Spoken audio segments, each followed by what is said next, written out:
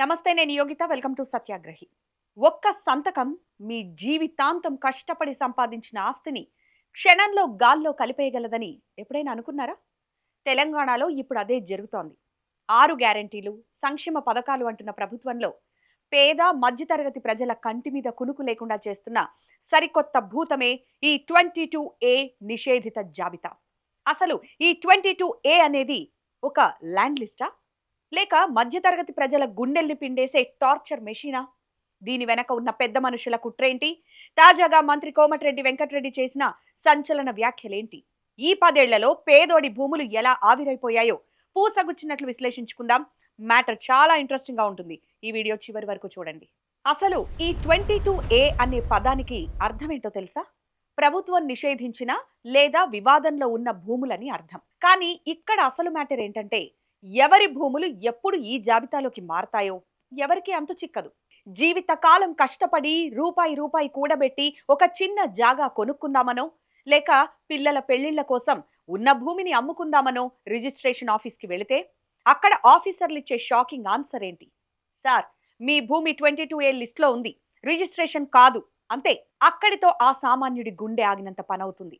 ఏడాదంతా కష్టపడే మధ్యతరగతి జీవికి ఇదొక పెద్ద దుర్వార్తలా మారింది. ఇప్పుడు ఈ వివాదం ఎందుకు తెరపైకొచ్చింది? నల్గొండ జిల్లాలో జరిగిన ఒక సమావేశంలో మంత్రి కోమటిరెడ్డి వెంకటరెడ్డి చేసిన కామెంట్స్ చూస్తే దిమ్మ తిరిగిపోవాల్సిందే. యాదగిరిగుట్టలో కూడా 42,000 ఎకరాలు ప్రొవిజన్లో పెట్టినట్టు నాకు ఐలయ్య గారు అక్కడ స్థానిక ఎమ్మెల్యే చెప్పి బాధపడ్డారు. ఇది 3 నెలల కింద. ఇది ఇవాళ బయట పెట్టిన ప్రతిపక్షాలు. నేను ఆ రోజే ముఖ్యమంత్రి గారికి చెప్పిన, యాదగిరిగుట్టలో ఈ విధంగా 42,000 ఎకరాలు ప్రొవిజన్ అని చెప్పి, తాత ముత్తాతల ఆస్తులు ప్రొవిజన్లో పెట్టినని చెప్పి ఆ ప్రాంతంలో ప్రజలు మధ్యతరగతి వాళ్ళు యాదగిరిగుట్ట మున్సిపాలిటీ నిద్రపోకుండా ఎమ్మెల్యే దగ్గర నా దగ్గర తిరిగితే గతంలోనే నేను చెప్పిన. యాదగిరిగుట్ట చుట్టుపక్కల ఏకంగా 42,000 ఎకరాల భూములు ఈ నిషేధిత జాబితాలోకి వెళ్లిపోయాయట. అంతేకాదు, సాక్షాత్తు ముఖ్యమంత్రి రేవంత్ రెడ్డి ఇల్లు కూడా ఈ 22A లిస్టులోనే ఉందనే ప్రచారం జరుగుతోంది. మహామహా సీఎంల ఇళ్లే ఆ జాబితాలో ఉంటే ఇక సామాన్య మధ్యతరగతి ప్రజల పరిస్థితి ఏంటి?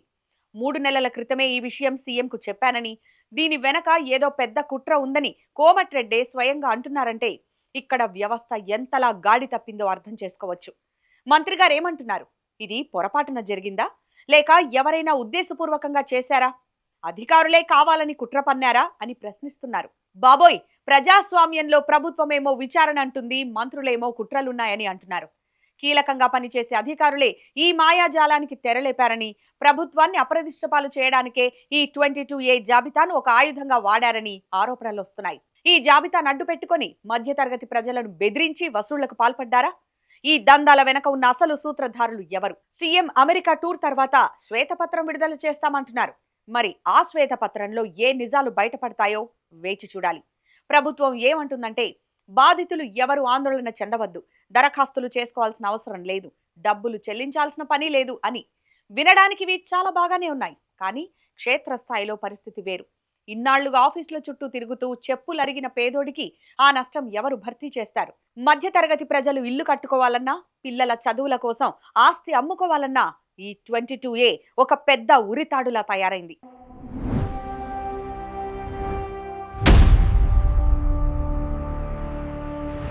కేవలం రాజకీయ నాయకులు, అధికారుల తప్పుల వల్ల సామాన్యులు బలి కావాల్సి వస్తోంది.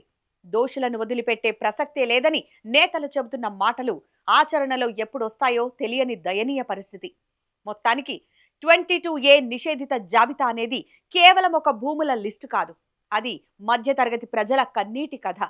విచారణ జరుపుతాం, శ్వేతపత్రం ఇస్తామంటున్న ప్రభుత్వాలు నిజంగానే బాధితులకు న్యాయం చేస్తాయా, లేక కాలయాపన మాత్రమేనా అనేది కాలమే నిర్ణయించాలి. మీ ప్రాంతంలో కూడా ఇలాంటి ల్యాండ్ ప్రాబ్లమ్స్ ఏమైనా ఉన్నాయా? మీ ఆస్తులు కూడా ఇలాంటి జాబితాలు ఇరుక్కుపోయాయా? మీ అభిప్రాయాన్ని ఈ వీడియో కింద కామెంట్ సెక్షన్లో మాకు తెలియజేయండి. ఇక ఈ వీడియో నచ్చితే లైక్ చేయండి, షేర్ చేయండి. ఇలాంటి మరిన్ని ఇంట్రెస్టింగ్ అప్డేట్స్ కోసం మన ఛానల్ను సబ్స్క్రైబ్ చేసుకోండి. Thanks for watching.